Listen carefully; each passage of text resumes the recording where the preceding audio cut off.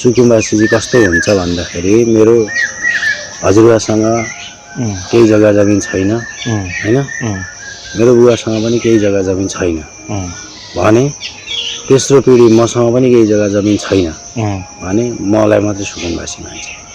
मेरो बाउलाई मान्दैन, मेरो हजुरबाउलाई पनि मान्दैन। तेस्रो पिढी मात्रै सुकुम्बासी हुन्छ। मतलब जोसँग धनी पूर्जादेखि लिएर केही पनि छैन, उसँग उसको अलिकति एक चोक्टो माटो पनि छैन भने त्यो चाहिँ वास्तविक सुकुम्बासी हो। तर 3 पुस्ता बाउको पनि हुनु भएन। बाउले दाबी गर्दाखेरि फेरि बाउको 3 पुस्ता खोज्छ, हजुरबाउसम्मको उसको भेटिएन भने मात्रै बाउ हो फेरि बाउ पनि।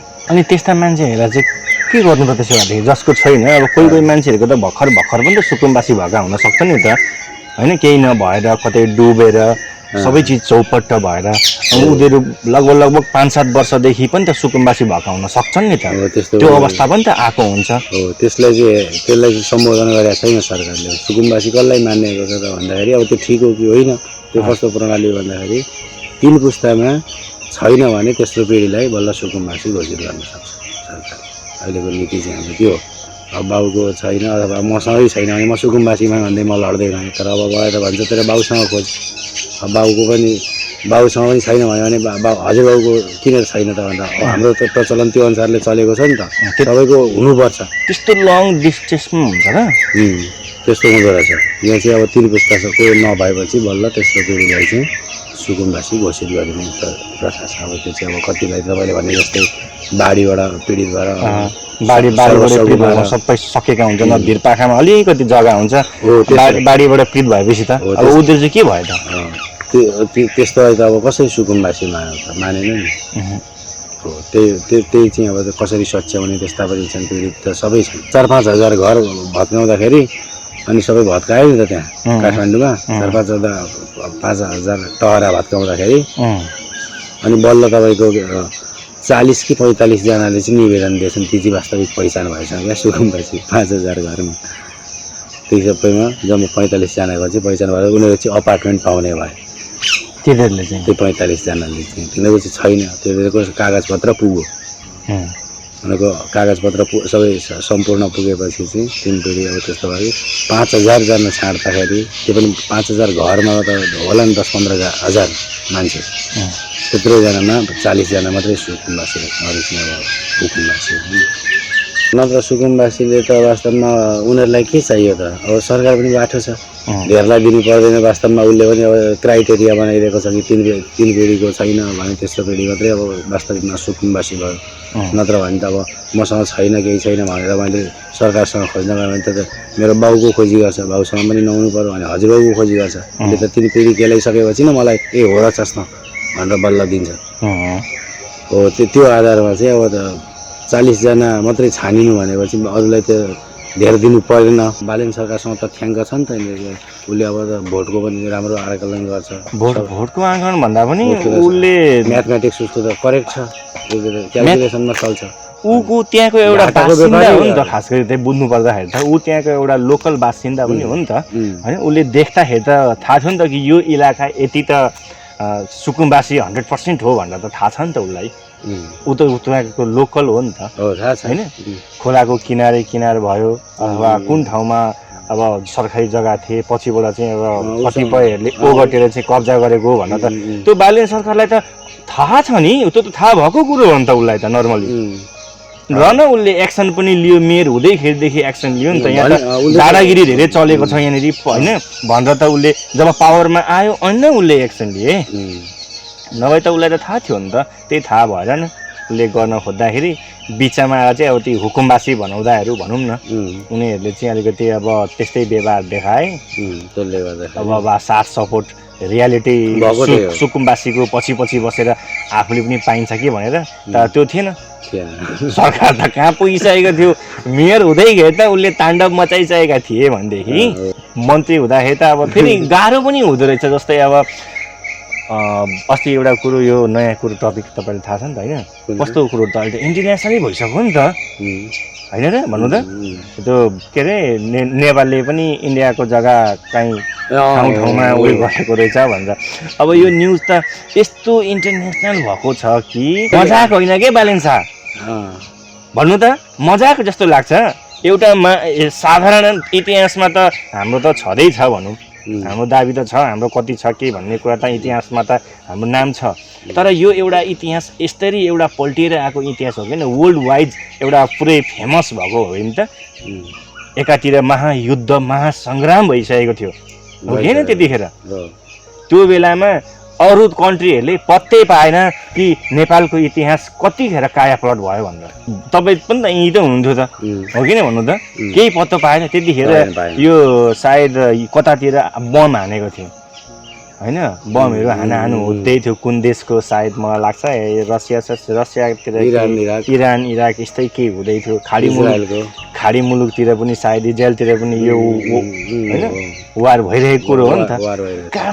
एक्कासी तपाईँको केपी बाले चाहिँ अब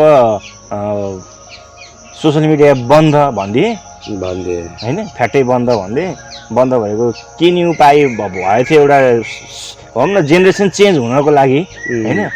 केपी बाले चाहिँ अब भन्दैका थिए सोसियल मिडिया अब यस्तो यस्तो यो बन्द हुन्छ त्यो बन्द हुन्छ भनेर। बन्द त्यसरी भन्नु त अहिलेको आधुनिक समयमा डिजिटल यस्तो तरिकाले रूपान्तरण हुँदैछ देशमा, यस्तो प्रविधि नयाँ नयाँ आविष्कार भइरहेको छ।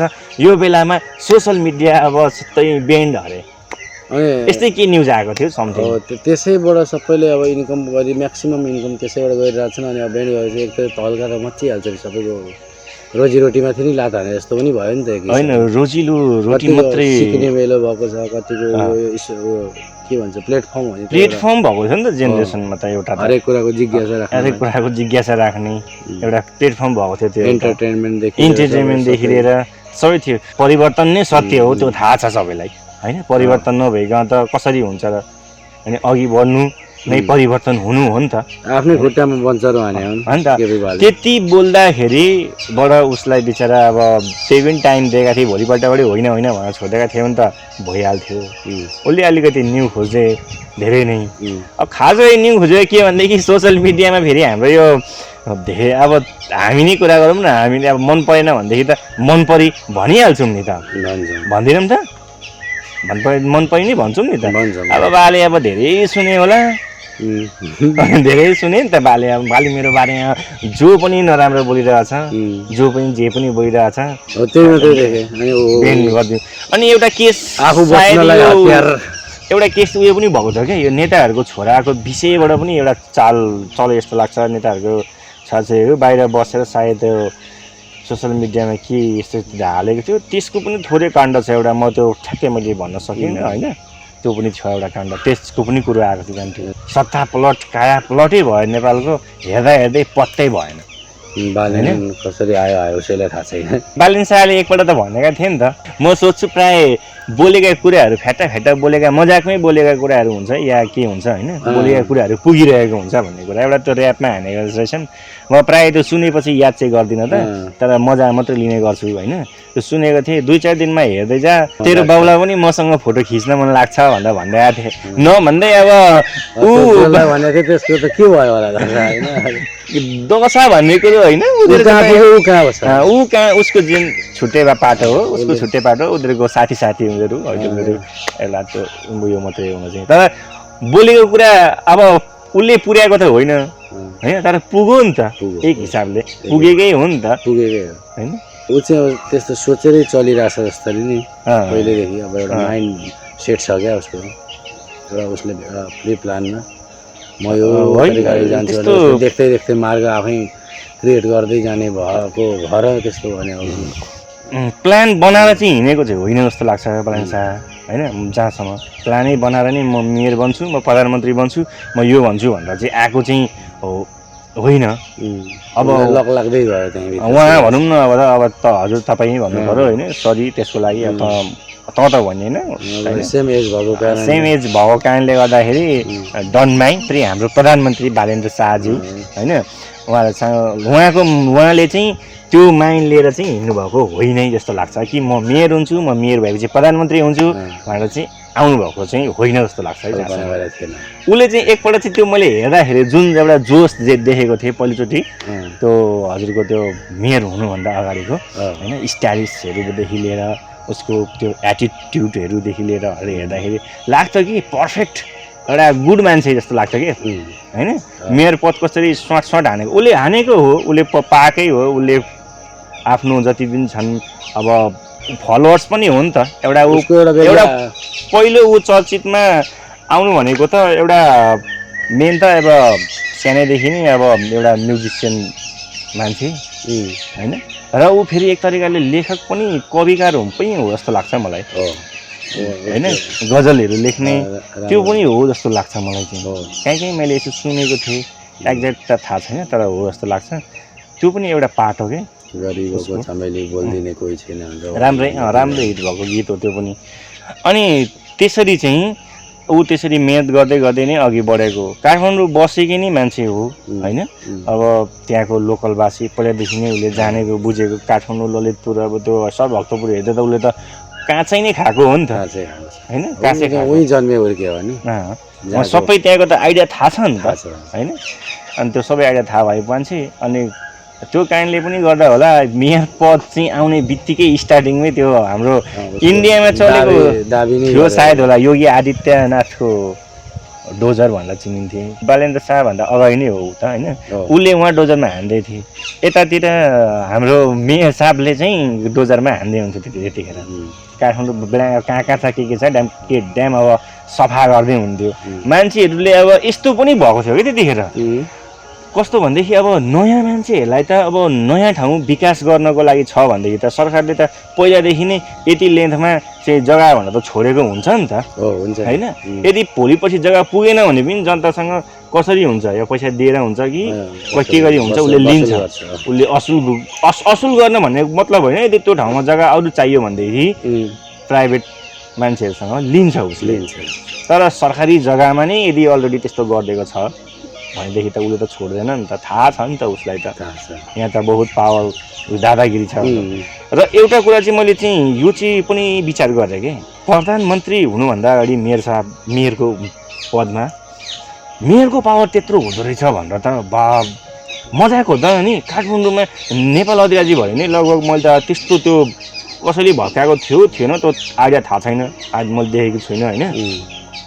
तर त्यो तरिकाले गर्दाखेरि कति ठुलो पावर रहेछ त उसको, मेयरको पावर भन्ने कुरो त बुझ्यो नि त होइन। त्यो पावर चाहिँ कसरी देखिनमा आयो भन्नुहुन्छ भने अब नेपालको केन्द्र अब काठमाडौँ, अब काठमाडौँको सबै शीर्ष नेतादेखि लिएर सबैको अखाडा, अब त्यही मेन अखाडा भइहाल्यो। अब त्यसमा भनेको काठमाडौँको मेयर, अब नगरपालिका त अब यही हो नि त।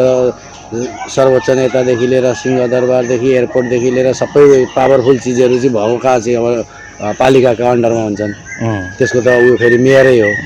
त्यो केन्द्र सरकारसँग त फेरि उसले आफ्नो बजेटको लागि जाने गर्ने, उसले अब दुईजनाको मेरो र उयसको गाविसको झगडा परे जस्तो हो क्या। गाविस र उयो व्यक्तिसँग मात्रै, ऊ पनि सरकार हो, ऊ स्थानीय सरकार, ऊ केन्द्र सरकार।